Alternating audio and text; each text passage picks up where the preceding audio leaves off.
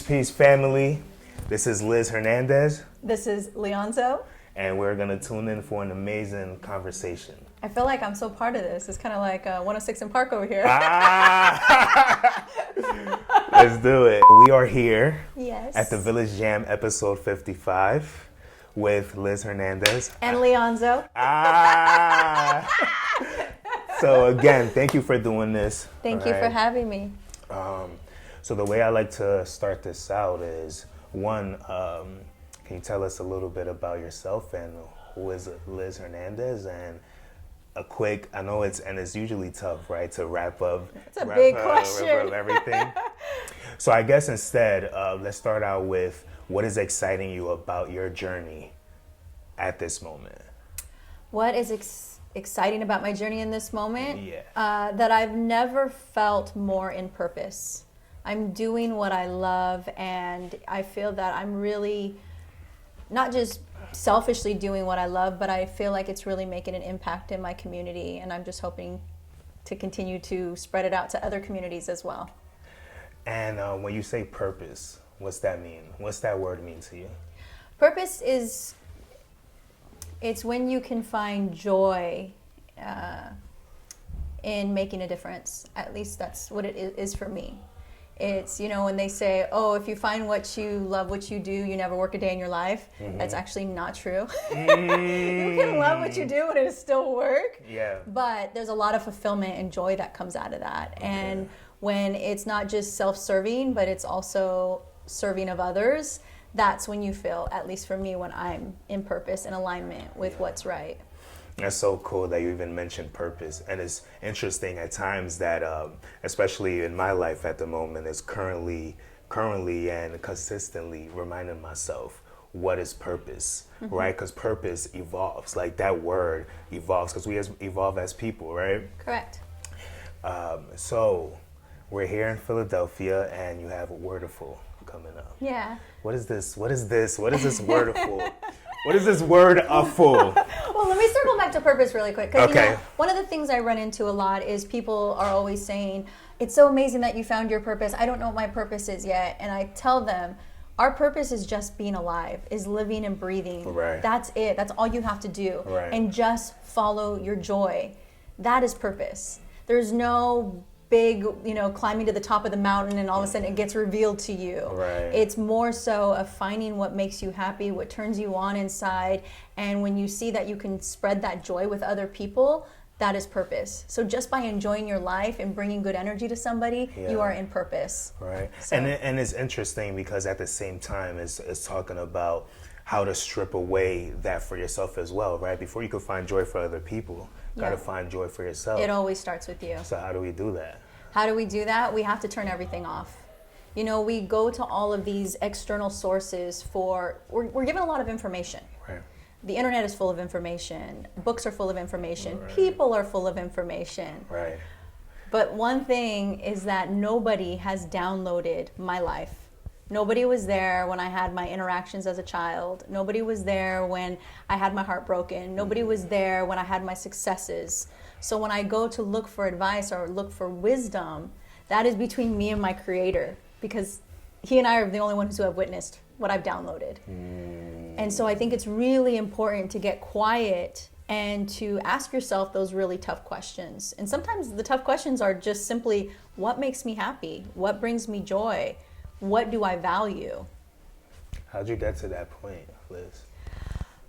A lot of work, it's a lot of self-discovery, and it is, reading from a lot of good books, going to hear other people speak. And though it is information, it's deciphering what fits right into my life, but also listening to that inner wisdom. I think you get inner wisdom just from living life. That's real. Yeah, and it's having to get quiet. Meditation has been a big part of really getting to know myself, because you have to sit quietly with your thoughts and you realize how ridiculous your mind can be. Right. And what's real and what's not. And what's real and what's not. And what's a story and what have I created. And that's getting back to what you say, what is Wordiful? Understanding Wordiful for me has become such a diary and journal and confessional and my church and my therapist. And I just talked about a word, emotion. And I love, for me, it's so empowering to research every single word that I cover. Yeah. And when I researched the word emotion, it was such a tool to realize that a pure emotion only lasts 60 seconds. Right. Anything past that is a story that we've attached to it. Say that one Isn't more that time. crazy? Say that one more time. Any emotion. Yes. Any. Sadness, loneliness, unworthiness. Anytime we go to that place where we just feel stuck or overwhelmed with, I'm just going to say sadness, that feeling only lasts 60 seconds. Anything past that is then a story that we created that evokes more pain to that emotion. So the story could be, recently I lost my mother, and I could say, oh yes, I'm very sad, I lost my mother. Of course, that's a pure emotion. Right. But then if I start saying, oh my God, what am I gonna do? I'm gonna be alone, no one's ever gonna love me like her, then it's the stories that I'm attaching, right? Yeah. And sometimes we carry those stories our entire life. It's interesting. I'm reading this book called The Desire Map by Danielle Laporte. And she is speaking about emotion. She also speaks about this part that says, before you claim sadness or depression, check what are the things that you're doing that are actually meaningless, right, to you, that is not getting you to what you want to where you want to get to. Mm-hmm. And I thought that was really interesting. And where I'm, the things that are resonating with me at the moment is, you get to a place where you start getting attention for the purpose that you're serving for other people, and people start acknowledging it, and opportunities come at you, right? And then you have to decipher when to say yes, when to say no. So how do you go within that balance and picking which opportunities to go for in order to know which one of those are going to be good for your spiritual health and which ones are not? Well, and you saying all of that, it's such a reminder I had in the beginning, because I started to get really busy, is to not forget why I was given those opportunities. And that's because I was doing the work. When you get to a point where the touching base with yourself, the meditation, the gratitude journaling, the reading of good books, the going to listen to other spiritual teachers, or even professors at universities, or whoever it is, or taking classes, if that got you those opportunities, and then those opportunities keep you so busy that you stay away from the work, that's never a good thing, because then you have nothing left for you, right? There's a reason why you were inspired to share the things that you've learned. So how do you decipher then once these opportunities come? It has to feel right. It's one of those, again, your inner wisdom of knowing. There's certain things that you just say, I'm going to pass on that. It's not in alignment with what I'm about, what my company's about. And it's pretty easy for me now to kind of do a yes or no. So much that, like, even the people around me they pretty much know, like, what's up? that's going to be a no, dog. Couple more questions. Yes. What is wellness? What does wellness mean to you? Wellness means taking time to just be still. Especially we're in such a fast-paced society right now, where even when we get alone time, we're on our phones. It's like we can't even go into the bathroom without our phone. We're not even truly alone. We're not truly alone. Yeah. And it's become a really tough addiction that we're all facing right now. Yeah. And like I said, it's this information overload, but we're not tapping into our greatest source, which is our own inner wisdom.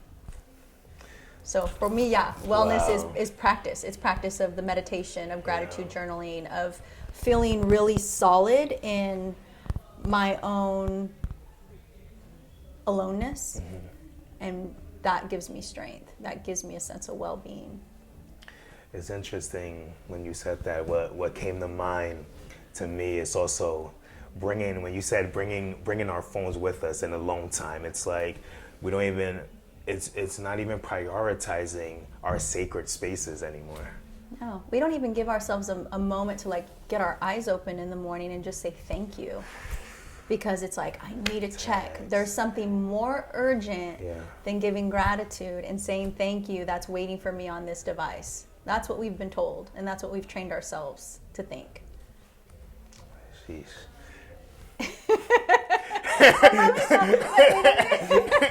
And again, here's the thing. I don't ever like to sit down and do interviews and think that I know all the answers. I don't know. Here's the thing. None of us know anything. We're just doing our best and guessing and kind of taking accountability for what works. Yeah. And my only responsibility, of the reason why I created Wordiful, which stands for Words Are Powerful, is because when I was in the field of entertainment, I did radio for a long time, and I got into television, and I started to question what my message was into the world. And I had to hold myself accountable for what I was speaking out into the world, because I believe words carry energy and we can speak things into fruition. And simultaneously, when I launched this passion project, my mom was diagnosed with Alzheimer's and she was losing her speech. And you realize the beauty of communication, just the fact that we're sitting here exchanging ideas right now. Something you said is going to change the way I think. Something hopefully I say will change the way you think. And we just look at things from a different perspective. And that's what I wanted with this company. I wanted to start really paying attention to what it is we're saying and the impact it's having on us, on that internal dialogue. Similar to what we do here at the Village, and we talk about everything you say is an affirmation. 1,000%. 1,000%. This is great. Spirituality. Yes. What's that mean to you? Spirituality. Oh, that's a big one. It could be a lot of things. Spirituality could be as simple as a conversation. Yeah. Did you move my soul? Did I move yours? To me, that's spirituality. That's getting, if I inspire you, because for me, spirit is, or inspired is in spirit.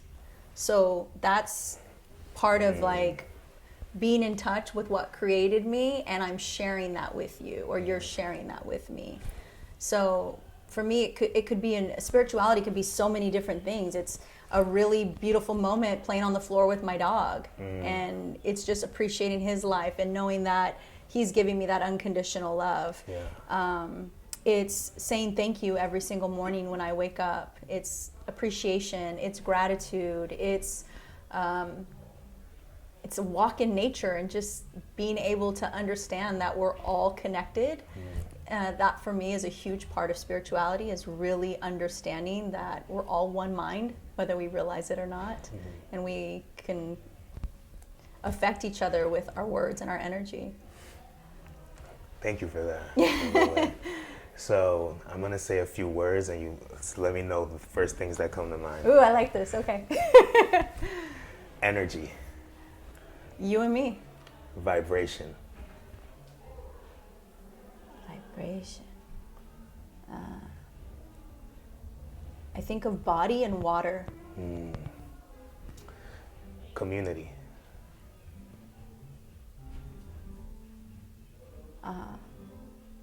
It's so funny because as you say that, like I see so many faces, and again, I'm so proud of the community that Wordiful has built. So to me, that's friends that have it turned into extended family.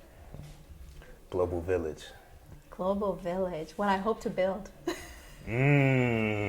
Seems like we're on the same path. Wordiful. Words are powerful. Destiny. We all have one. And this was the first conversation, ladies and gentlemen, between Leonzo and Liz Hernandez. Yeah. Thank you very much. Thanks for having doing me. this. Absolutely. Yeah. Shouts to Misha. Shout outs to Misha. Shouts to Misha too. Cool. There was a question I missed that I would love to hear your take on it. We don't have to do it on camera. I just really want to hear what's your take on abundance.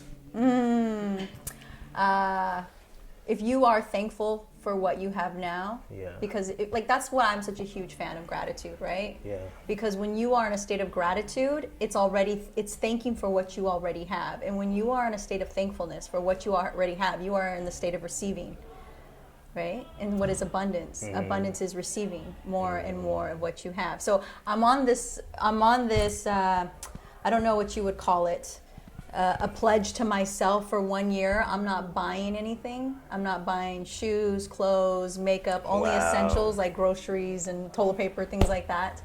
And it's so interesting because in doing that, it was from a book I read about abundance, saying that sometimes we have so much stuff in our home and we never use it, so it's stuck energy. And the minute, like energy likes motion. So when we use everything that we have in our house, there's energy moving, right? Right. And so everything that I got rid of and made space for a new, it's now bringing abundance into my home. And it's so crazy because the one thing I thought, man, I love candles. I'm not going to be able to buy candles. The first month of January, someone gifted me 3 candles. And that's how the universe works. Put it into it. Thank you. Thank you. Thank you. It was great.